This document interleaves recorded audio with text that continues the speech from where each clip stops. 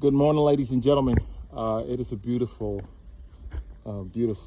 Thursday morning here in Georgetown, Texas. We are on day 158 of the run streak, knocking out a 5-mile run. And then after that, making my way to Lake Georgetown to go knock out a hike. Till about 1 o'clock before I go to Bible study at the Georgetown Public Library. I try to do it every Thursday if I'm not doing anything else. Got to see my good buddy Toby. He's one of the fathers at my daughter's school here in Georgetown, and we've just gotten really close. And I was actually thinking about something. Normally I would leave the house later in the day in Austin to get to school, but I was having a couple of times where there were accidents on the road, and it delays everything. There's traffic jams, and so I've gotten my daughter late to school a couple of times. So now I leave about 10 to 15 minutes earlier, and one of the blessings that comes from it is like now I get to see Toby a lot more often, and so I'm really thankful and blessed by that.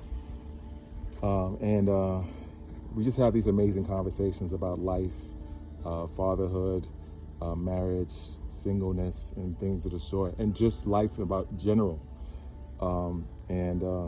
Something that he brought to my mind, like where Georgetown is a big, like old Indian grounds, and so it has such history and richness to it.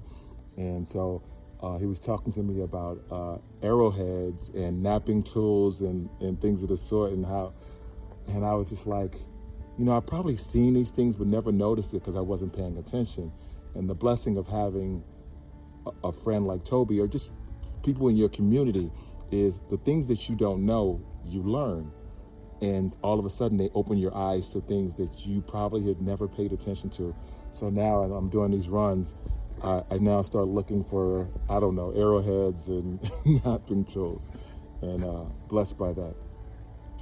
Something that I was thinking about also on this run, I just got a text from Toby, actually, nothing less.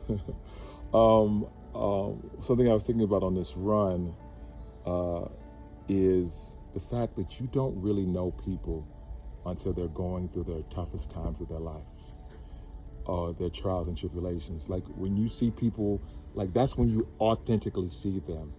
And the thing that I'm learning is when people are in pain, that's when you can see the ugliness in them, or you can see the emotional maturity in them. And so I think that's something that I'm starting to realize, that I want to find me at my truest level. And I don't purposely put myself in trials and tribulations. But what I do know is it helps me grow mentally, spiritually, emotional intelligence. And I start to learn who I am and adapt to the things that are happening around me, and understanding that it's not happening to me, but it's happening for me. And this is just an interesting perspective.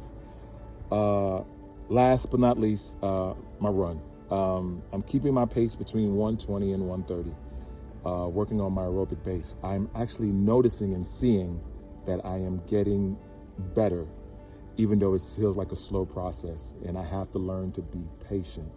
And so when I go downhill, I'm making sure I'm going faster so I stay above 120, or when I'm going down up these hills, I'm going like tiptoeing slow to keep it, because I peaked a couple of times at 131.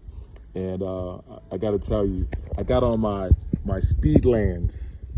My brother Diara got me these shoes, and let me just tell you, these are probably the best running shoes I've ever gotten. And I keep saying that, but it's just incredible. Like, I was just thinking about it in this run, like, man, why does this feel so good? Like, why do my legs feel so?